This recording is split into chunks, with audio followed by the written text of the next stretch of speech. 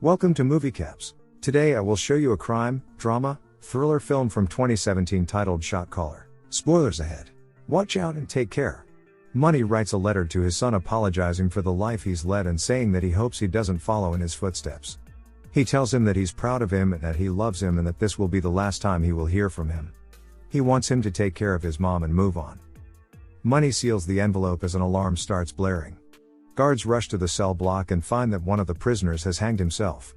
Roberts, a guard, puts Money in cuffs and leads him out of the cell block. Money receives his release papers, $200 and a temporary ID. The guard wishes him luck and points him to a van which takes him to the train station.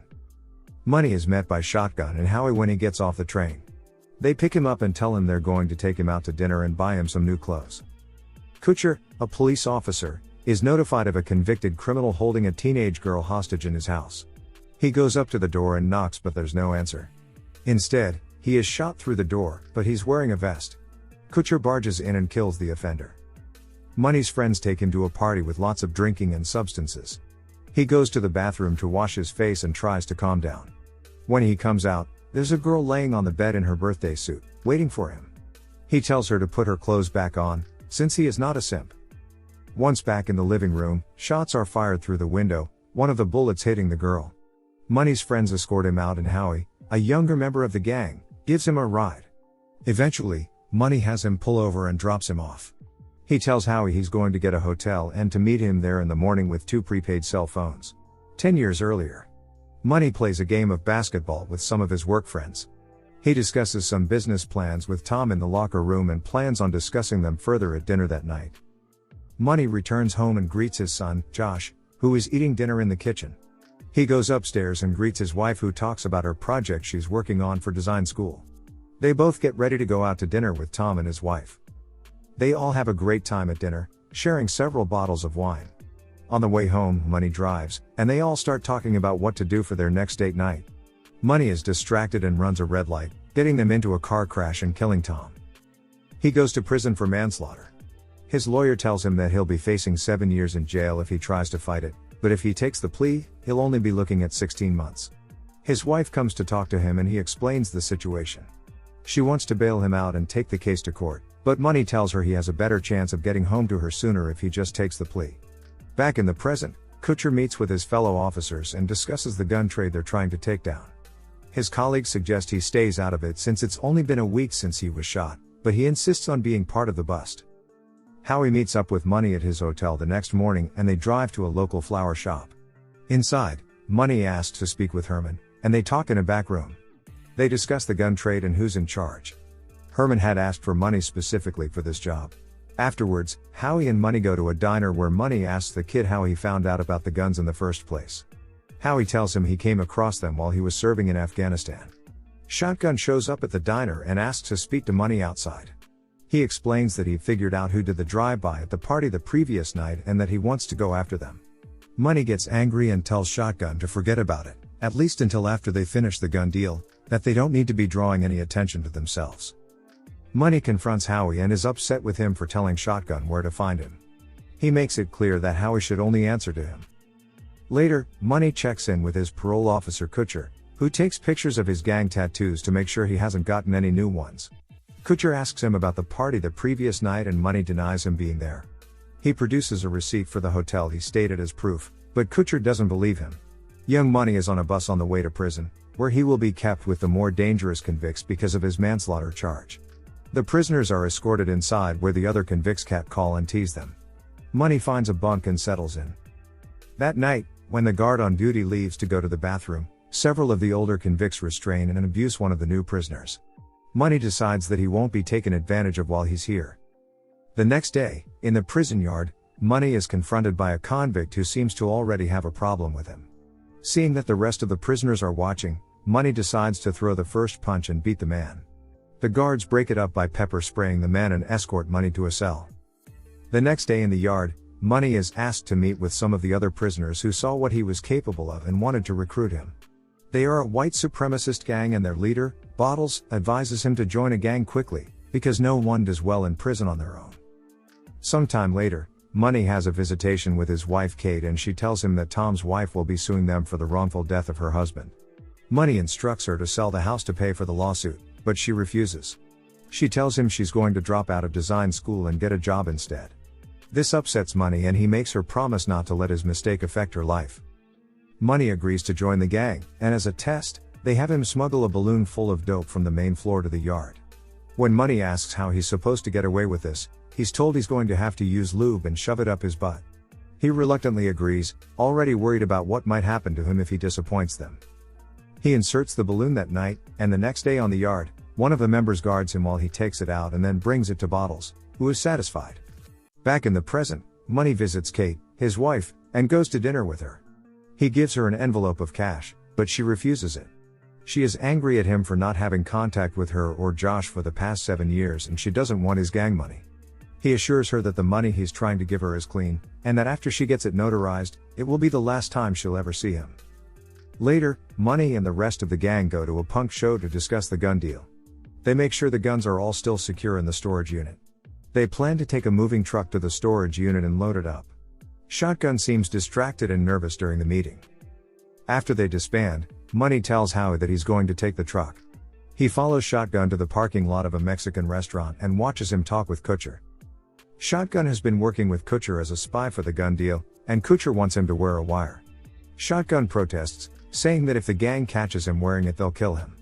They agree to just continue tracking Shotgun's phone, but Kutcher warns him that if he loses service for even a second, they'll make sure his girlfriend doesn't get released and Shotgun will be sent back to prison. Money, frustrated with what he's seen, goes back to his hotel room to work out restlessly. He rifles through photographs of his family and sets all of his things neatly on the bed. Kate goes to visit Money the next day, to let him know that she got the money notarized. She brought Josh, even though Money didn't want her to. Josh is upset with him for not being in contact with them for so long and he begs his father to come back home with them so they can help him. Money refuses and tells Josh to forget about him and slams the door in his face. No matter how much he wants to, he can't get them involved in his new life. He notices that he's being watched by officers outside his hotel, so he climbs out the bathroom window and takes a taxi to meet with Howie.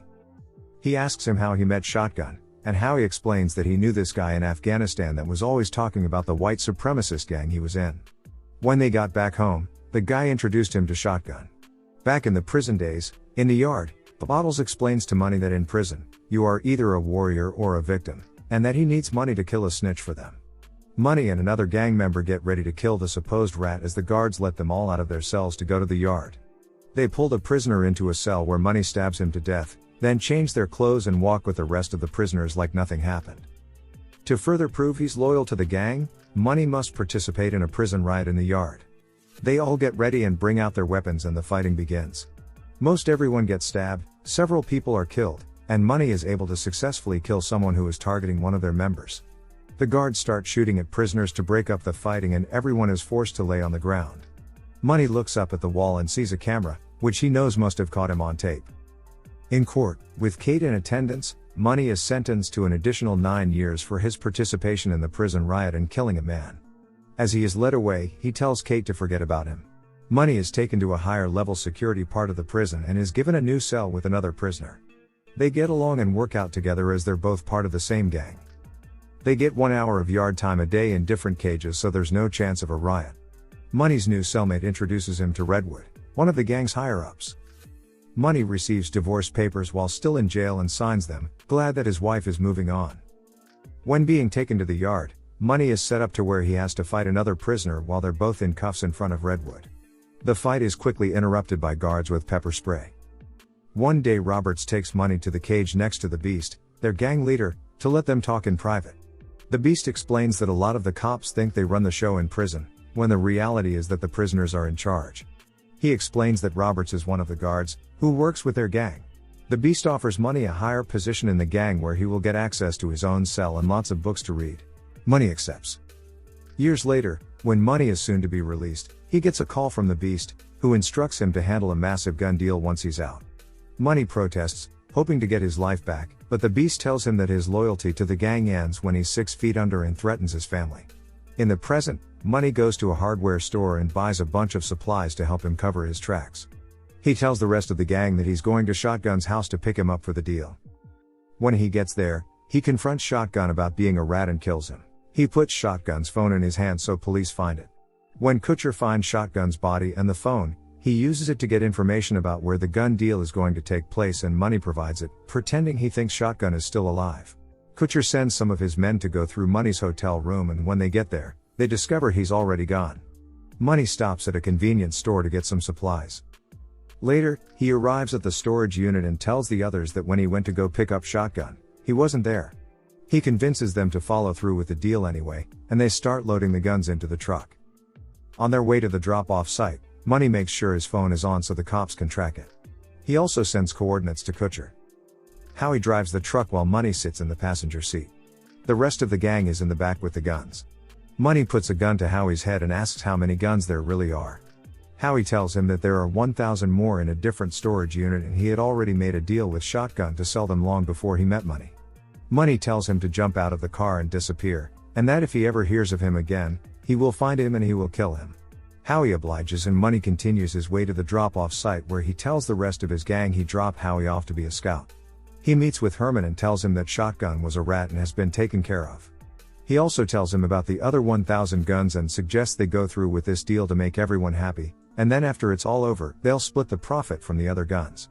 They shake hands on it as another truck pulls up to pick up the merchandise. The other men give Herman and Money a bag full of money, and just as they verify it, the cops surround them and start shooting. Herman and Money are arrested. Money is sent back to prison, and Kutcher tries to make a deal with him. If he gives up the beast, he can walk free, but Money refuses and says he's going to serve his time on death row.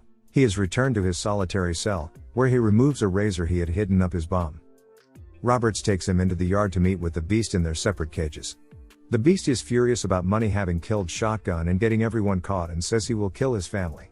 When Roberts approaches to take Money back inside, Money pulls the razor on Roberts and locks him in the cage. He takes Roberts' key and unlocks the beast's cage. He lunges at him, but Money slits Beast's throat, killing him. Before releasing Roberts, Money makes him agree to write up a report saying that the Beast attacked him first and he was just defending himself. Roberts also has to agree to get his death row sentence reduced to a life sentence. He also says that since he killed the Beast, he is in charge now, and Roberts agrees to everything. Sometime later, Kutcher gets a text from Money with the coordinates to the storage unit, where he finds the other gun stash. One day Money receives a letter from his son. He has finally accepted reality and will try to move on. The end.